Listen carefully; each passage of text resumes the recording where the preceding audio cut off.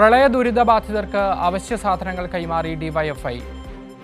പ്രളയത്തിൽ സർവ്വതും നഷ്ടപ്പെട്ട ഈരാറ്റുപേട്ട നിവാസികൾക്കാണ് കോട്ടയം ജില്ലാ കമ്മിറ്റിയുടെ നേതൃത്വത്തിൽ സഹായം കൈമാറിയത്. വ്യാപാരികൾക്ക് കടകൾ വൃത്തിയാക്കുന്നതിനായി അനുവദിച്ച 10,000 രൂപ പര്യാപ്തമല്ലെന്ന് പരിപാടി ഉദ്ഘാടനം ചെയ്ത CPIM സംസ്ഥാന സെക്രട്ടേറിയറ്റ് അംഗം VN വാസവൻ പറഞ്ഞു.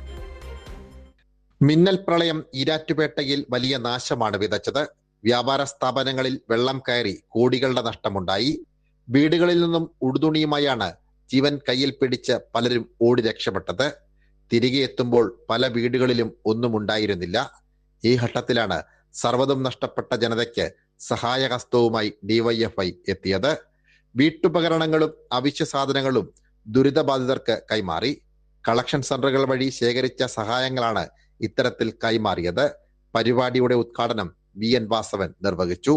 ഈ പ്രദേശത്തെ മനുഷ്യജീവനുകളെ രക്ഷപ്പെടുത്തുന്നതിന് വേണ്ടിയാണ് ആദ്യമായി റെസ്ക്യൂവിലേർപ്പെട്ട സന്നദ്ധ സംഘടനകൾ മുന്നോട്ട് വന്നത്. ടീം എമർജൻസിയും നന്മക്കൂട്ടവും ടീം റെസ്ക്യൂ. ഈ കൂട്ടരെ എത്ര അഭിനന്ദിച്ചാലും മതി വരില്ല.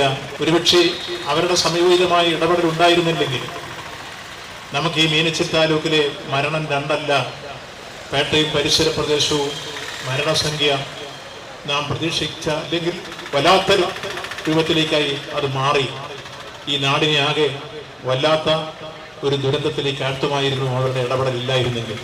ഡിവൈഎഫ്ഐ കേന്ദ്ര എക്സിക്യൂട്ടീവ് കമ്മിറ്റി അംഗം ജെയ്സി തോമസ് പരിപാടിക്ക് നേതൃത്വം കൊടുത്തു.